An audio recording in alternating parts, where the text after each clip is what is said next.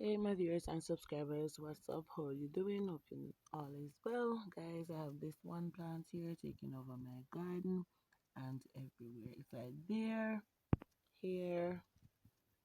This is my scallion farm and it is also here. A little lizard is there also. But my time is coming up and also it is right there around the time. So it's just about everywhere in this garden. Right, as you may see, it's just about every single way. Like there, all over this garden. Also have my strawberry plant here also, and it's here. And I had thyme right here. The thyme is no longer there because we used the wrong manure on it, so it's dead and it is right here. The other day I sent someone to pick some thyme for me, and they came back with this. However, today I will be giving you a little bit of the information that I gather with some research from Google of what this plant is called and the benefits. So let's get right into it. So today's topic is a plant many of us have right in our backyard, but many truly don't understand. It is called a Katumpangan, and I'm not sure if I pronounce it right, so here's the spellings. This plant is strong, hardly plant. You will see it growing easily, even with little water. In many Caribbean homes, people grow it for decoration, fencing, or just because it survives anything. But family, just because a plant is common does not mean it is harmless. In traditional bush medicine, it is said that this plant was mainly used externally, not as a regular tea. It is said that elders would warm the leaves, crush it, and apply it to areas with pain, swelling, or joint discomfort. Some people also use it as bush baths for cleansing, body pain, or spiritual refreshment. Others would use the leaf juiced outside only to clean minor wounds. No, this plant is very important. So listen carefully. This plant is not a drinking bush. So this is not a tea time moment. It's if taken internally the wrong way, it can be toxic and cause vomiting, diarrhea, stomach pain, and serious discomfort.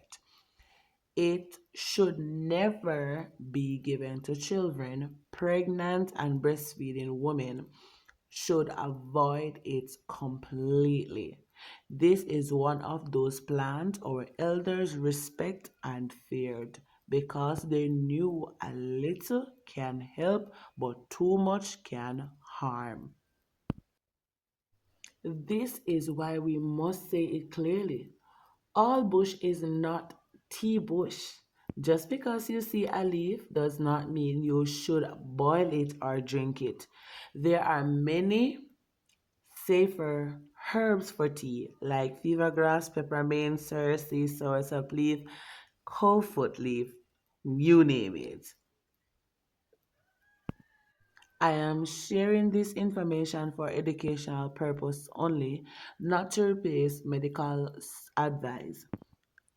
Always consult a doctor or trained herbalist before using strong bush remedies. Now I want to hear from you. Have you ever seen this plant before? Was it for pain, a bush bath, or something else you took it for? Let me hear in the comment section. Drop a comment, alright? So and please remember to like this video, share with someone who loves bush knowledge, and don't forget to subscribe to Tea Time with Ladylets. God bless. Health is your wealth. A little bit the same. Leaves are very fine, and as you may see, this one is fine also. So it kind of gives the time. So it's maybe from the time family. Not sure. There's seen a lot of persons talking about this plant here, and that's the information that I got where it is concerned. And as I said before, it's not here to use for tea.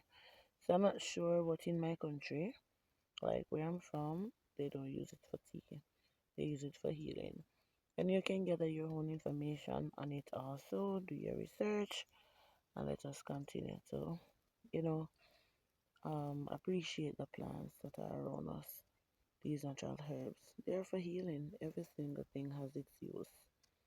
Thank you so much for watching, for liking, and for sharing. Blessings until next time.